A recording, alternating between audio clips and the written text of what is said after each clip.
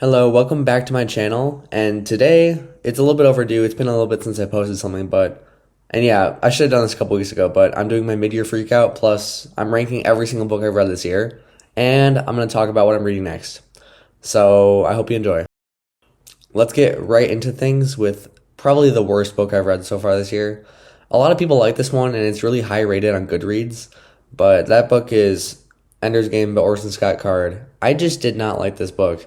It's really short, and it feels like it goes way too fast, like way too fast paced for me. I like to marinate my characters, kind of like to experience what's going on in the story, because this book just tells you, oh, this happened, and the main character in this book is kind of stuck up, and I just didn't like him. And yeah, also Orson Scott Card's kind of a problematic author. Like, he was kind of a bad person when he was a when he I don't know if he's alive or not. If he sees this, I don't like you. But I'm gonna read the next book in the series anyway sometime, because I've heard it's a lot better than Ender's Game. But I don't get all the hype behind this one. I rated this one 3 stars, and given that I rated this one 3 stars, I think it has some decent ideas. Like, I think it was decently entertaining, but I just didn't like the writing style and the fact that Orson Scott Card mentions the words groin and fart when talking about children way too much. And yeah, he's just a little bit problematic in my eyes, but it was alright. And the next book that I read this year, so the second worst book that I read this year, it was actually one I read a couple weeks ago. I don't have it with me right now because it was a library book, but that book was The Eyes of the Dragon by Stephen King. So this book to me was, I was trying to get I'm trying to read The Dark Tower right now, and I'm trying to do all the supplementals, and that's one of the ones that was recommended. But I think the only link that I can see is the antagonist being the antagonist of The Stand too.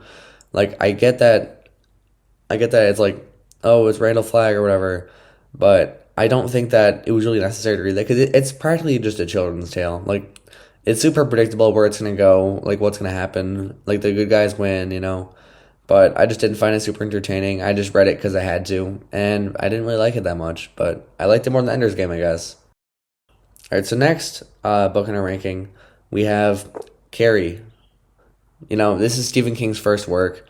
You can't expect it to be the best thing in the world, but I thought I had a little bit higher expectations for this. I thought it'd be scary. I thought it'd be terrifying, spooky. I don't know. I thought it'd be groundbreaking, but it was all right. I rated this, I think, 3 out of 5 or 3.5 out of 5 stars. I already knew how the story worked because I've seen the movie before, but I was expecting more depth because of the novel, because I never heard it had these newspaper clippings and excerpts from other books that the characters in the book wrote about the experience. And it definitely was a lot more bloody than the movie. A lot more people died, I think. There was a lot more destruction. But this book, it just didn't really do it for me. It was kind of boring. It was really short as well. It's 320 pages, which I consider that pretty short. The average length of the books I read is 500 pages. So anything below that is oh, it's pretty quick read.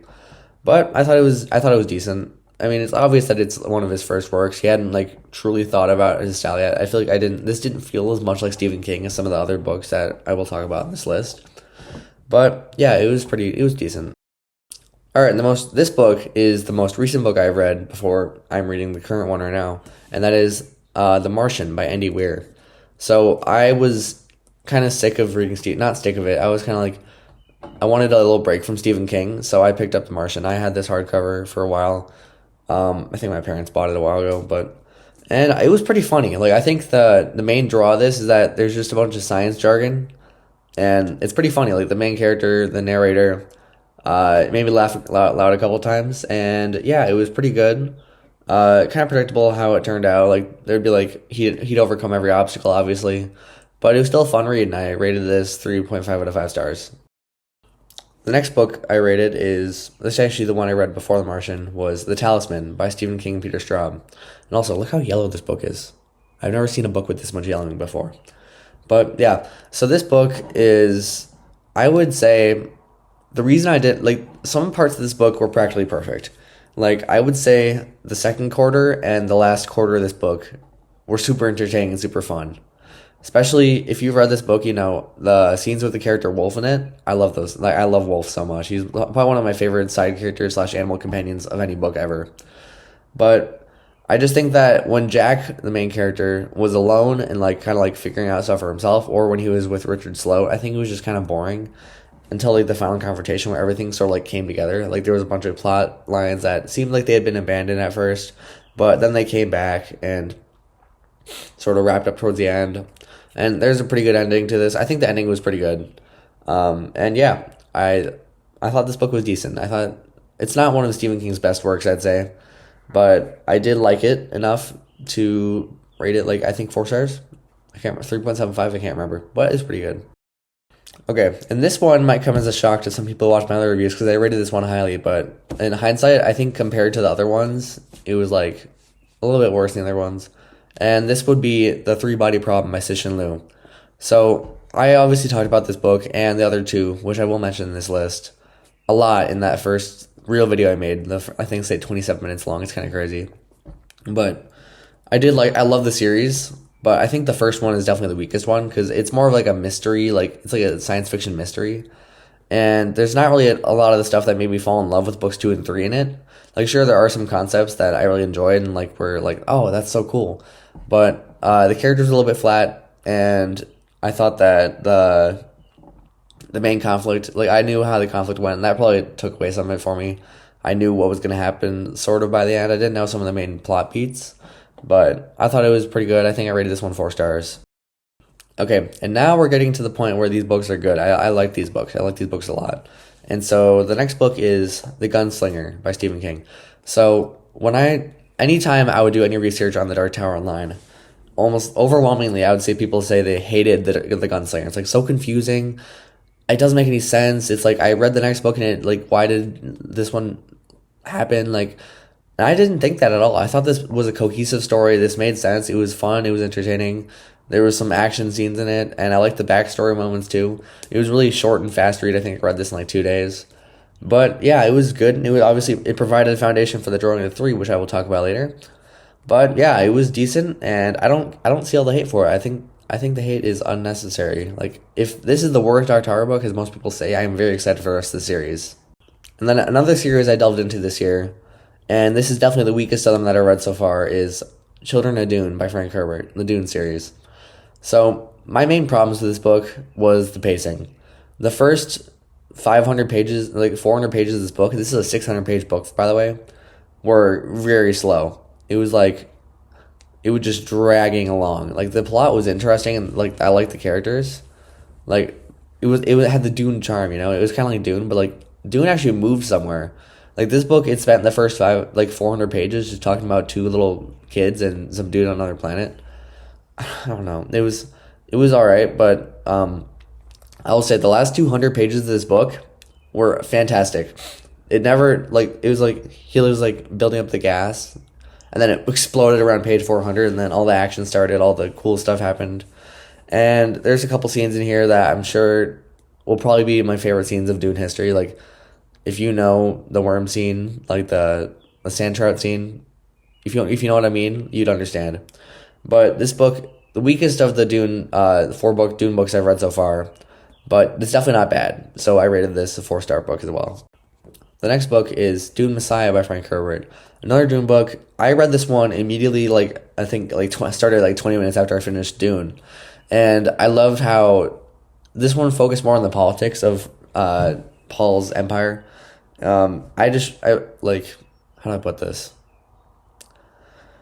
I think that this book was a great dive into the flaws of Paul Muad'Dib Atreides and what he done. I'm sure most of you have seen the movies now or understand where the plot point is going or read the books. But this book it's not super action packed. And like there's like assassination plots. There's like a bunch of like treasonous stuff in here.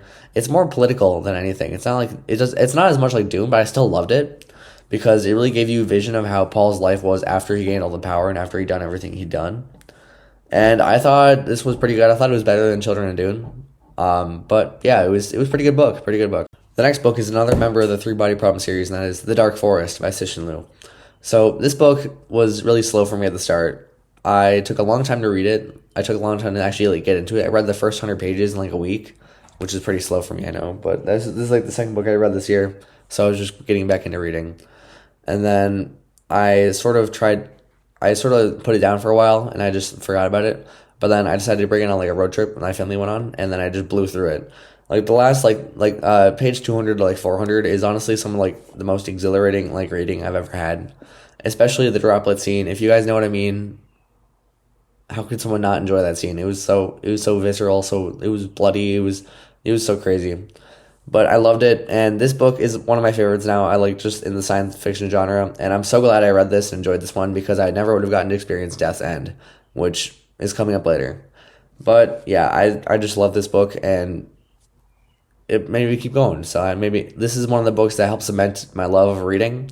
And I think once I finished reading this book, I'm like, yeah, I want to keep reading. Like that was fun. That was like exhilarating, and it was such a fun journey. And I don't know, it was great. I think I rated this one 4.5 stars. I think, but it was pretty great.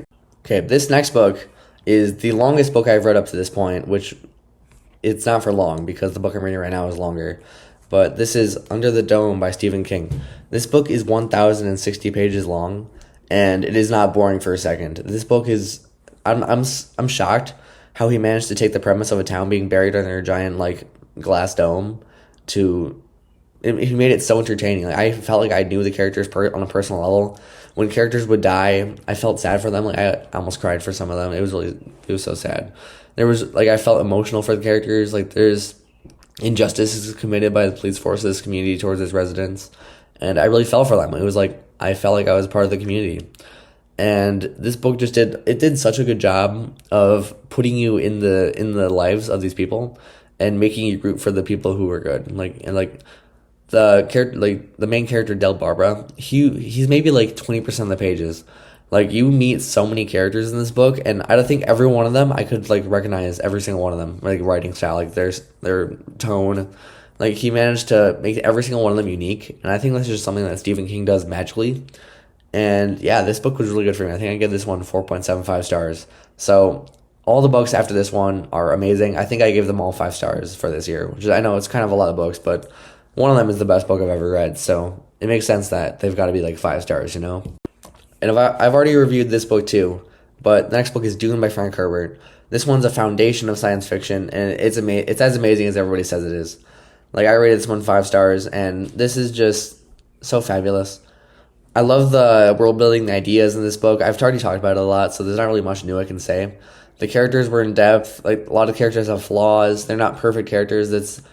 Like I think I saw this actually reminds me. I saw a thing comparing Tolkien and Frank Herbert because they're both cornerstones in their genres, like science fiction and fantasy. But they're kind of equivalent in like the notoriety and like how popular their books are. But Tolkien's like a feel good, like the good guys always win thing. But in Dune, that's not always the case. Like it's always ambiguous. There's these gray area characters where you don't know like who deserves to win or who like or whether or not they should have won. You know, it's like you're questioning, are they really the good guys? And I think Dune Messiah answers the questions about the main characters in the book perfectly. Like they are not the good guys in this book, but nobody is really. So I think that this book is fabulous. I think everybody should try and read it, even though it's quite thick. I mean, I have the tiny mass market paperback one. But this book was good. I gave it 5 stars, and I would recommend. But as you can tell, I said books 1 through 4, and this is not the best Dune book I've read. Okay, next one's coming up right now. The best Dune book I read so far was God Emperor of Dune. So this one I haven't really talked about yet on this channel, but I adore this book. I didn't actually read this copy. I went to the library and because this one already had a crease in the spine, so I didn't want to crease it or beat it up anymore because I like to keep my books in pretty good shape. But so I got the floppy one from the library. But this one, the ideas he put forward, like it's like a philosophy book almost. Like the ideas, like if you don't know, the main character of this book is just a giant worm god, the God Emperor of Dune, and I think that the ideas he puts forward in this book are so like foundational, like it makes sense like in our world too. Like the interactions between the few characters in this book, like there's 2 action scenes in this book, and they're at the start and the end, and that's it. Everything else is just people talking or like Leto monologuing, and I loved it. I couldn't get enough of it. I read this one super fast, and I thought it was great. So I think I would recommend. I was gonna make a video about this, but I think I might just do it now. I would recommend reading the first 4 Dune books at least, or if you hate Dune, don't go on. But if you enjoy Dune, I would recommend going until got on board doing. Obviously, I can't talk about Heretics or Chapter House since I haven't read those yet, but I would highly recommend sticking it out for this one. This one is so good, and it's super worth it. I rated this one 5 stars. The next book, the second book in the Dark Tower, is The Drawing of the Three. This one was so fun for me. I read this one, I think, in like 2 or 3 days. Even though it's like a 450-page book, I could not get enough of this. Especially the scenes with Eddie in them. Like, Eddie is my favorite character in this book. Like, the plot of this book is like, he's trying to draw 3. Like, the 3 doors, he goes to the 3 doors, and he tries to meet people. But I found the scenes where he was talking to Eddie, he was in Eddie's head. It was so entertaining and so cool. And I just love this book, and I've heard people say like this is one of their favorite Dark Tower books, but I've seen people say that this isn't even like the top like half best Dark Tower book. I've seen people rate like Wolves of the Kala, like Wizards in Glass, and then like with the Wastelands above this. And I'm super excited to see what the rest of the series holds for me. And so after I read my current book, I will be starting with the Wastelands again. So I will continue my journey to the Dark Tower very soon, hopefully, depending on how long my next book takes me. But yeah, this one was another 5-star. I loved it, and I could not get enough. All right, and the third best book I read this year, also the third book I read this year, was Death's End by Cixin Liu. This book was magnificent news. I think it's Cixin Liu's magnum opus. I see people all the time only reading the Three-Body Problem, but I think that they need to continue to go to this because this book is just amazing. It's a masterwork of like science fiction ideas and topics and like innovation. The amount of cool ideas he performs in this, like 4D space and like light speed travel, it's like they've been done before, but they've never been done before like this. And it made me think after this, like I had to sit down and like digest this book. It was so great, and I loved how it really hit me. Like I was like, the characters made some stupid decisions, which, you know, granted that's gonna happen in any book, but when they did that, I was like, no, I was so invested in the story. I'm like, don't do that. But the way it ended, and the ideas he proposed were just so fundamental and so cool that I can forgive everything. This book is easy 5 stars and probably definitely one of the best books I've read ever. So 100% recommend. Go read this entire series, please. Now, so the second best book I've read this year, I've talked about this one a lot before and multiple times on this channel, I think. Maybe just once. I can't remember. But it's The Sword of Kaigen by M.L. Wong. This book, I read it for a book club I was in. I don't really care about the book club anymore, but I read it for that book club. And it had like a little bit of a slow start, like maybe like the first 100 pages. You're sort of like gathering all the characters. You're trying to understand what's going on in this world. But then they hit you with the first flashback for one of the main characters in this book. And you just get dragged into the world. And it's so amazing because like it puts you straight into the action. And the action in this book is like no other book. Like I've never had a book like this.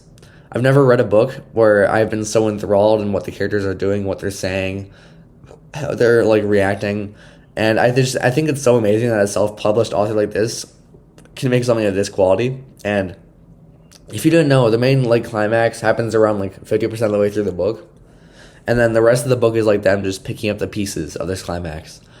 And I've talked about this one already because I talked about it in my June wrap up because I read this one in June. Yeah, but I love this book. I don't think I'll ever stop loving this book. I love the characters in this book. The representation of grief by the characters of this book. Like, it has like a lot of sensitive topics, but I think it's done so well. Like, the tragic events that happen in this book, like the grief of this community and trying to rebuild in the last like 40% of this book is just, it feels so real. It feels like I could like go talk to these characters and they'd talk back, you know? Like, I feel like, I don't know, I love it so much, and I don't know how the other book beat it, but it did. So there is one book left on this list that I think is probably the best book I've ever read. Now, I said I was going to review this one this year, or in the last video I said I was going to review this one, but I thought that I would just put it in here because I don't know how I could like possibly say too much about it because it's just so perfect in every way. And this is the best book I've read so far in my life, and this is 11/22/63 by Stephen King. This book is everything for me. This is the first Stephen King book I read, and I think it set the tone a little bit high for his next works because I've yet to be able to find a book that compares to this one in his repertoire or any author's repertoire. I think this is one of his more recent works, and it shows that he still has it, you know, because people say, oh, Stephen King fell off after the 1980s or whatever, but I think that's absolutely not true. I think this book, obviously, I read like 8 of his books so far. This is the best one he's written, so like out of the ones I've read. And the characters in this book are so believable. Like I've said before, like for other books too, like I could if you like meant like especially for Under the Dome, I mentioned this. But if you like show me lines from a character, I could understand and assume whose it was. Like there's so many characters in this book, and I think most of you guys know. It's like the plot of this book is this guy finds a time machine and gives it to the main character of this book as his dying wish, and his dying wish is to go save JFK from being assassinated. And I think that's a very interesting premise in this book. And the main character Jake takes to get there is so epic, and it's like cross country voyage. He meets so many people, makes so many enemies. He does so many cool things, and I just like there's a romance subplot for those who are interested in that, but it's also kind of the main plot in a way. But yeah, I love this book, and I don't think I'll ever stop loving it. I might have to reread it in a couple years to refresh my memory of it, but this is the best book I've ever read, and I don't think anything's gonna change that for a while, except maybe the next book will, which I will mention right now. And finally, this book, the one I'm reading right now, once I've completed it, will be the longest book I've ever read, and that is The Stand by Stephen King, uncut. So it's thick, I'm like 300 pages in right now. I think I started reading like 4 days ago. This book is dense. Like the first 100 pages of this book so far, it's like it was really hard to understand what was going on. I could understand the gist of it. I knew what was supposed to happen. But right now, where I am right now, everything's like kicked into full action. The apocalypse is happening, and I love it. Like honestly, this book is so good so far. If it keeps going with this, it might become my favorite book of all time. We'll have to see. Because 11/22/63 was amazing, but I've heard people say that this is Stephen King's magnum opus, and so I'm very excited to finish this one. But only time will tell. I will put out a full review for this book once I'm done with it, because I think it deserves one. But I've made promises like that before, but I will 100% make a full review of this book. And that concludes today's video. Thank you for watching to the end if you're still here. And once I finish this book, I will put out a review for it. I might put out another review for one of these books somewhere along the line, maybe Under the Dome or maybe The Dark Tower so far, but I'll figure it out. But yeah, thank you for watching and have a great day. Don't forget to like and subscribe. Thank you.